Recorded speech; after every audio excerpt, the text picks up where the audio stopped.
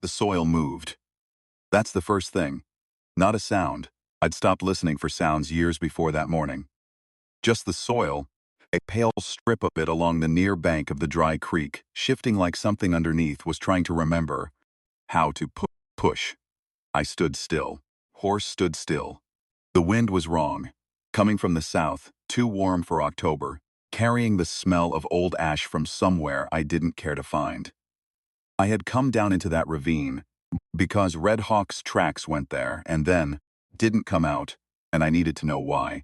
I was not looking for anything alive. But the soil moved again. I have been asked many times since, by men who wanted the story to be a different kind of story, whether I felt something. A sign, pull from the spirits.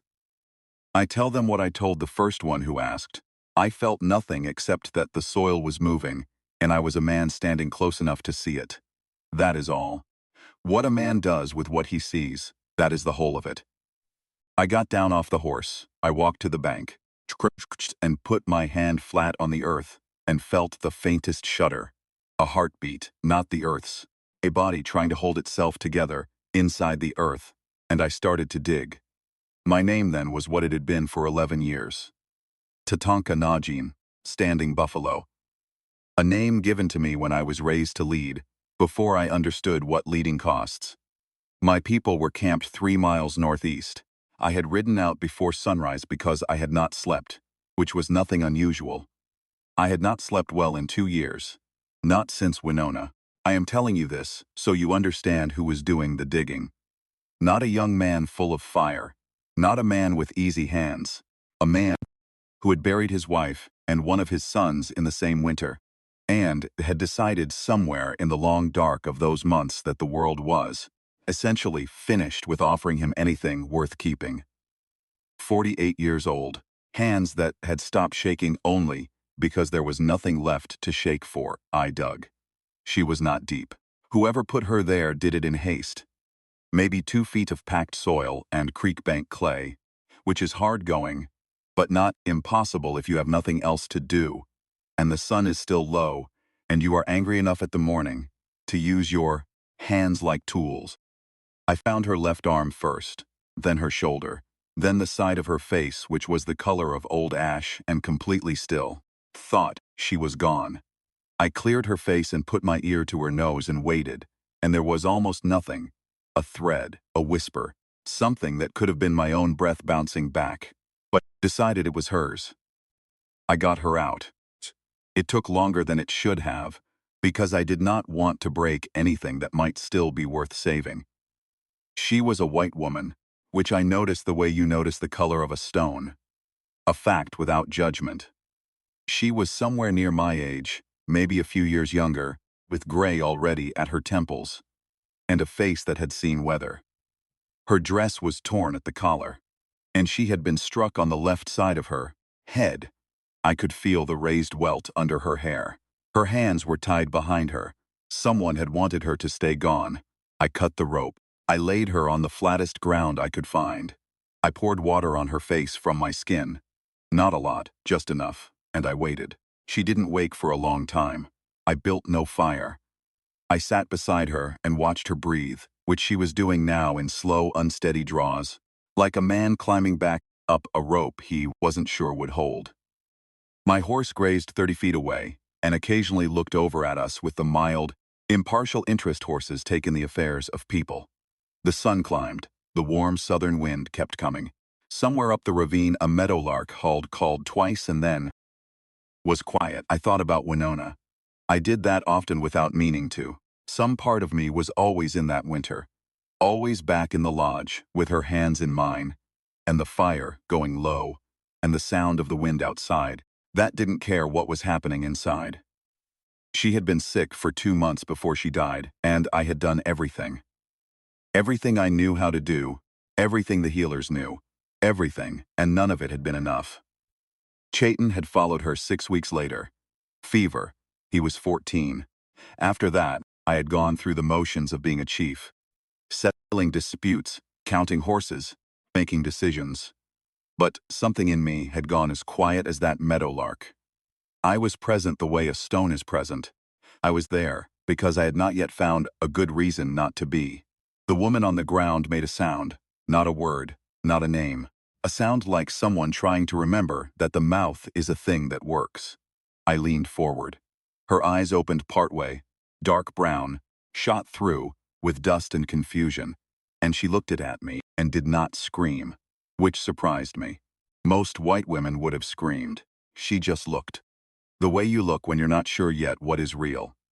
Still, I said, in her language. I had learned it over 20 years of trade and treaty, and the long grinding negotiations that are the whole of a chief's life. You are safe, still. She closed her eyes again. She was out for another hour after that. I used the time to read what I could of the ground. 4 sets of boot tracks. Coming in from the east, the marks of a wagon, the torn earth where a struggle had happened up near the lip of the ravine. 3 men, maybe 4. They had come with a plan. The wagon was gone east again. Tracks fresh enough to be from before dawn. I memorized what I could. Then I went back and sat beside her. When she woke the second time, she stayed awake. She told me her name was Clara Marsh. She said it. The way people say their name, when they're reminding themselves they still have one. She had a homestead 6 miles east. Had had it for 4 years since her husband died of a bad appendix and left her the land and the note against it and 2 horses and a mule. She said there were men who wanted that land because of the water rights on the north edge. And she had refused to sell. And she had come to understand over the past months that refusing had been a mistake they were willing to make her regret. She said all of this looking at the sky, not at me. Her voice was flat. Not frightened, she was past frightened, just flat, like a woman who is accounting for facts, because facts are all that's left to hold on to. I listened. I did not interrupt. When she was done, I said, "Can you stand?" She said she could try. She couldn't. Not alone. Her legs had been without blood for too long, and the knock on her head had taken something from her balance. I put my arm around her, and she put her weight against me without hesitation. Not because she trusted me exactly, but because I was what was there, and she was practical enough to use what was there. I could feel how thin she was under the dress, feel her shaking. She got her legs under her after a minute, and we stood there, both of us, at the bottom of that ravine in the warm October morning. And she looked around at the ground where she'd been buried, and her jaw tightened and she looked away. "Thank you," she said. Not softly, not with tears, just thank you. The way you'd say it to a man who helped you lift something heavy. I respected that. I got her onto my horse. I walked alongside. She held the reins and kept her spine straight, even though I could see the effort it cost her, and I thought, with a feeling I had not had in a long time, a feeling I did not have a name for yet, I thought, this is a woman who does not bend. My camp was 3 miles. We made it in slow time because I walked, and because she needed slow. My people saw us coming. There was a moment, the kind of moment a chief learns to read before it becomes a problem, and I said one sentence in Lakota, and the moment passed. She was brought to the healer's lodge. I went and saw to my horse. What happened after is not the kind of story that moves fast. She stayed for 5 days, because she could not have ridden safely sooner, because there was nowhere safe to ride to. Her homestead, we learned from a man I sent east the first morning, had been gone through. The door broken in, things scattered, though not burned. They expected her to stay gone. They did not know yet that she hadn't. I visited the healer's lodge the second morning. Clara Marsh was sitting up, eating something she probably found tasteless, and she looked at me with those dark brown eyes and said, "You sent someone to my place." "Yes." "You didn't ask me." "No." She looked at me for a moment, then she said, "What did they find?" I told her. She listened. She nodded once, and the nod of a person filing a fact, and then she said, "What is your name?" "Your real name." "Not the one the traders use." I told her. "Tanka Najin." She tried it. Got it mostly right on the second try. Something shifted in her face when she said it. Not warmth yet, but attention. Like she was deciding to take me seriously. Which, I understood, was not a thing she'd did lightly or fast. On the third morning, I found her outside the lodge in the early gray light, standing with her arms crossed and looking east in the direction of her homestead. She had borrowed a blanket from someone, and it was around. Her shoulders and her feet were bare on the cold ground. I came up beside her and stood there. Neither of us said anything for a while. Then she said, "I'm not going to let them have it. I know. They'll come back when they figure out I'm alive." Yes. She turned and looked at me. Full on. The way she had that first moment in the ravine when she could have been afraid and wasn't. "Will you help me?" And here is the thing I have turned over many times since, trying to understand it. I had no reason to say yes. She was not my kin. Her land was not my land. The men who'd done this to her were not my fight. My own people had enough trouble. The treaty lines kept moving. The buffalo were fewer every year. The world was steadily getting smaller. I had more than enough to carry without picking up a white woman's land dispute. I said yes. I have asked myself why. The honest answer is this: because she had asked me. Not demanded, not pleaded, not manipulated. Asked. One person to another. And because something in me, something I thought Winona and Chayton had taken with them when they went, had moved when I heard it, the way the soil had moved. Something underneath, trying to remember how. She went back to her homestead on the 5th day. I went with her, and 4 of my men came with me. River Elk, who was my cousin, and 3 younger men who had been chafing for something to do all autumn. Clara Marsh rode her horse like a woman who had been riding since before she could walk. She went through her broken door without stopping, a survey of the interior, with her jaw tight and her hands loose at her sides. And then she began to clean up. I watched her for a moment. Then I went out to see about the barn. The arrangement we fell into was not decided. It happened the way things happen between practical people, by what needed doing. River Elk and the others camped in the side field, which was better winter shelter than they'd have had, back at our camp anyway, and they were good about it, better than I expected, because they understood something without being told. That I needed this, that this was not a favor to a stranger, that their chief, who had been a stone for 2 years, was doing something that looked like moving. The men came on the 9th day, not the same men as before. Smarter ones, sent by whoever was behind the deed and the water. 2 of them in the morning, coming up the road official-looking, with papers, saying Clara Marsh was in violation of her note, and they were here on behalf of the holder, dressed like lawyers, moving like something else. Clara met them at the door. I stood behind her and to the left, which was where I stood, and I said nothing. She said she would need to see the papers with her own eyes, and she took them, and she looked at them for a long moment, and then she looked up at the 2 men and said, "These are dated 6 weeks ago. The payment isn't due for 3 months. She folded the papers and held them out. "You'll want these back, I expect, since they don't say what you told me they said." The men looked at her. They looked at me. One of them started to say something, and River Elk appeared at the corner of the barn with his arms crossed and said nothing at all. And the younger men appeared behind the wagon without being asked, and the 2 men left without the papers. Clara Marsh stood in her doorway and watched them go. Then she turned and looked at me, and the look on her face. I will tell you, I have been looked at in my life in many ways, by many people, for many things I did or didn't do. But she looked at me then with something I had not felt directed at me in 2 years, just recognition.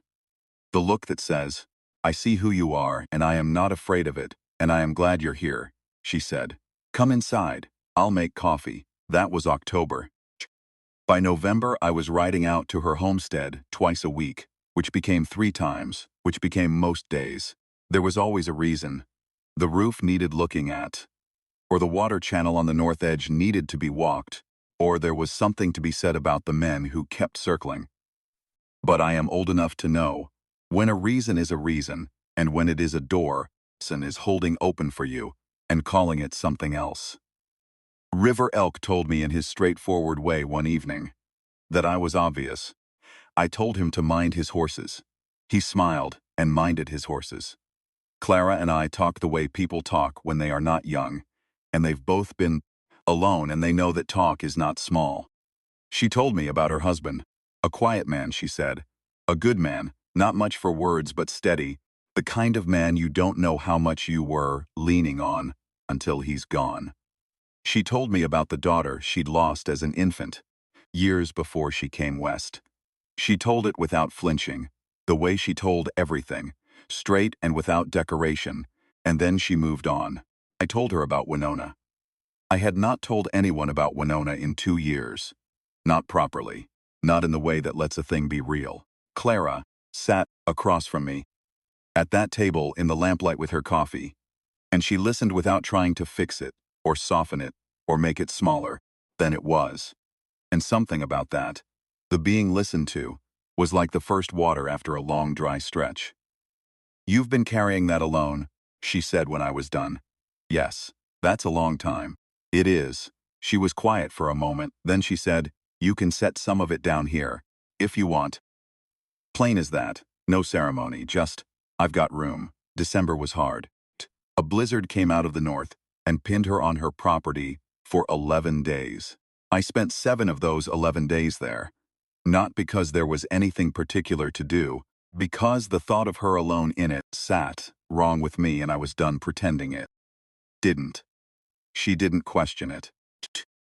She put bedding near the fire in the main room, and she cooked enough for 2, and she didn't treat me like a guest, which was the best thing she could have done.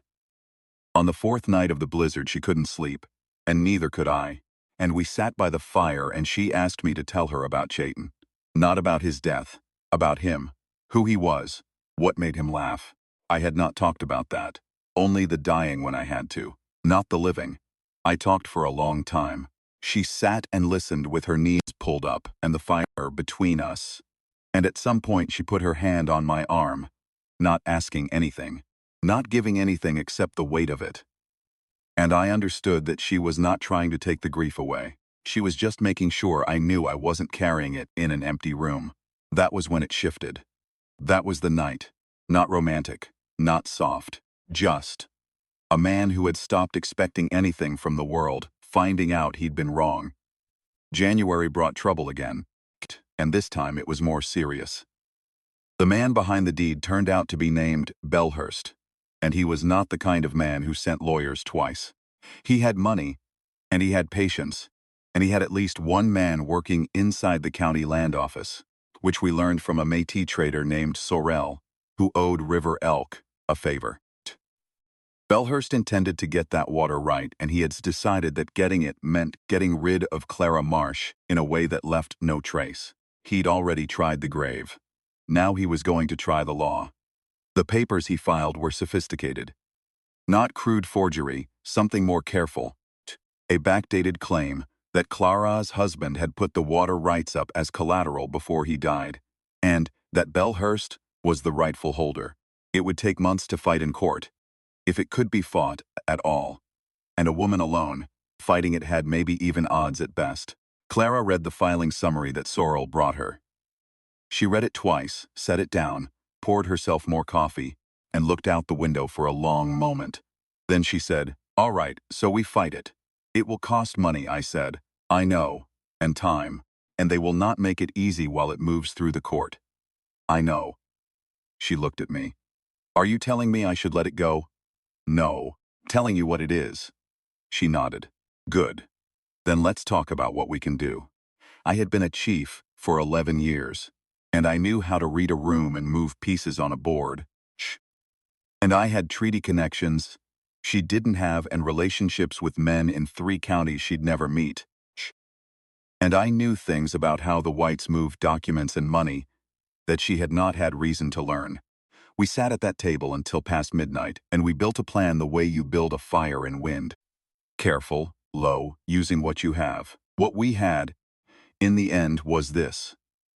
A signed affidavit from the county clerk in the next county who had seen the original deed before Belhurst's man touched the records. A deposition from a former employee of Belhurst's who had left his employ under bad terms and was willing to speak about it. And a letter, the one that mattered. A federal land agent named Holbrook, who had been following Belhurst for other reasons in 2 other counties, and was very interested to hear about this one. It took 4 months. It was not pleasant. There were 2 more visits from men who weren't quite lawyers, and weren't quite anything else, and each time River Elk appeared at the barn corner, and the younger men appeared where they appeared, and nobody said anything that needed to be said. Clara kept the farm going through all of it. Fed animals, mended fence, dealt with the water channel when it froze, and when it didn't. She did not slow down to be afraid. I watched her and I thought, many times, in many different lights, I thought, this woman is the most capable person I know. I told her that once. In March, when the thaw was starting and the worst of it was behind us, and we were walking the north edge of her property, looking at the water channel together, I said it plainly, you are the most capable person I know.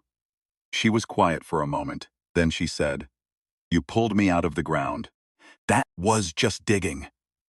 She stopped walking and turned to look at me. We were standing in the thin March sunlight with mud at our boots and the smell of new cold water in the air. And she looked at me with those dark, brown eyes and she said, Tatanka, you have been here every day of this. You have used yourself up for me.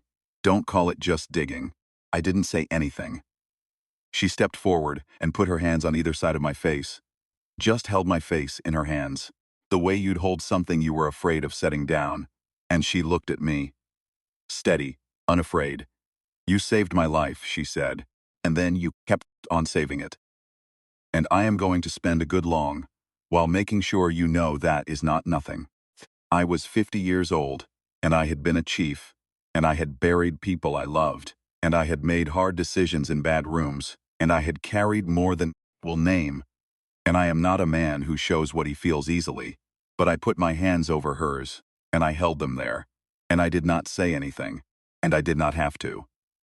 The case against Belhurst resolved in April. The federal land agent's involvement shifted everything. Suddenly there were questions about counties and 2 other disputes, and men, far more powerful than we were interested in the answers. Belhurst folded the water claim quietly. He left the territory by summer. I heard later that he ended up in some business dispute in Kansas City that he also lost.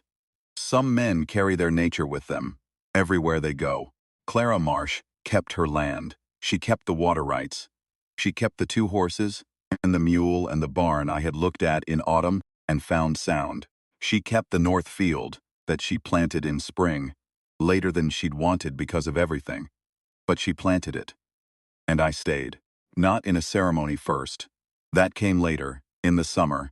Done right, done with my people there, and River Elk standing beside me looking, simultaneously pleased and dignified, which is a difficult thing to do. And he managed it. But the staying came first. The decision came in a morning in April when the Belhurst business was settled, and there was no longer a practical reason to be at her homestead every day, and I got up and went there anyway. And Clara opened her door before I reached it.